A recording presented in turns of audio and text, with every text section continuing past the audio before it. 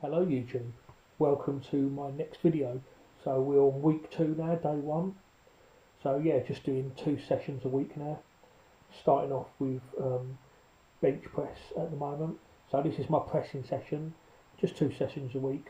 Pressing and then trap bar deadlift. So basically an upper body session and a lower body session.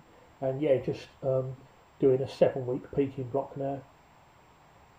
So this is week 2. So last week was just a light introduction week because I had my competition on Sunday the 16th of November. So now I'm really starting to push the weight a bit more. So the protocol today was to do about 2 sets of 5 with a decent weight. Last week with the bench press I went up to 115 kilos. So today I've got to go about 125, 130. And then I'm just going to basically, just linearly progress that until I max out in 5 weeks' time. So the idea is just to max out week 7. So here we are at 100 kilos or 220 pounds. Now, this is when I start using elbow sleeves and wrist wraps. So this is the last warm up, just for a speedy single. So we're at 125 kilos for 5 now, and this didn't feel too bad actually. So I decided instead of staying with this weight, I'd probably go a little bit higher. So went to 130 kilos. It was only supposed to be 5 reps, but it moved quite well, and so I wound up doing 6. So normally when I'm doing an accumulation block or a building block, I try not to use supportive gear where I don't have to. But when I'm doing a peaking block, that is when I'll start using assistance gear. That's when I'll start using elbow sleeves and wrist wraps. So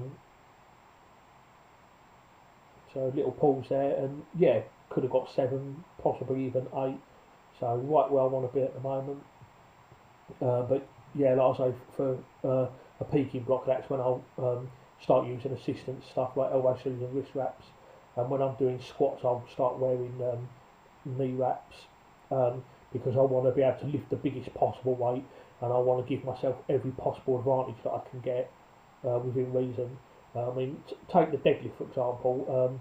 I don't wear a deadlift suit. I don't have one. I've never tried one. Maybe I will eventually, but I really want to just try and have raw strength really.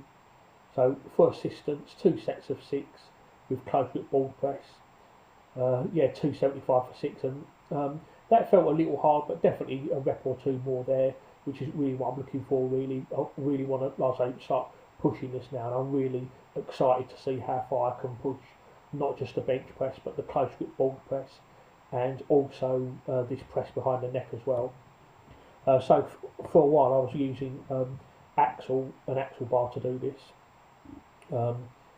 But now I'm switching to a regular bar, and it feels a lot easier, and I can lift a lot more weight now. So I'm really excited about this. And like I say, again, using elbow sleeves and wrist wraps, trying to give myself every possible advantage. We're now at 80 kilos for 6, and again, this felt fairly light. On an axle bar, this is quite heavy, but now that I've gone to a regular barbell, like I say, I'm really excited to see how far I can push this. Will be nice if I can get over 100 kilos for this for reps. And loo raise. Last week I did 2 sets of 12, so we're down to 2 sets of 10. This is the second set now. The first set I used a 10 kilo or 22 pound dumbbell in each hand. This is a 12 kilo dumbbell, so this was hard, but I definitely could have done more. But I'm going to save it up. I think next week I'll drop to 8s on this. But then I'll go back around to 12s, 10s and 8s and just try and beat the weight that I've done. So it's been a while since I've peaked some lifts. I've been trying to do lots of accumulation lately, and then obviously I did the competition. And now one of my favourites, the barbell behind the back holds. Usually I do these with an actual bar, but for this peaking block I'm using a barbell, and you always want to use one that's got a little bit of a knurling as well, so you can give it good grip. Wasn't sure what to do on this, so I started with 120 kilos. I'm not using any chalk, and this was ridiculously easy. If this was on an axle, I'd be lucky if I could get 10, 15 seconds on this, but this was 25 seconds and it was easy. I probably could have held it for 45 seconds, and I was like no chalk as well, so I thought, okay, I'm going to definitely increase this. So we're at 140 kilos now, or 308 pounds, 3 plates aside. Putting on my chalk now. So as I say, with a peaking block, as I want to give myself every advantage. I don't usually, I try not to use chalk in the light stages, but it's getting heavy now, so we add the chalk. It's the same when I'm doing the pressing. With, like I say, with an accumulation block, I try not to use elbow sleeves and wrist wraps. I try and use axle bars when I can and try and make things harder. But with a peaking block, this is where we're more specific now, and I'm trying to do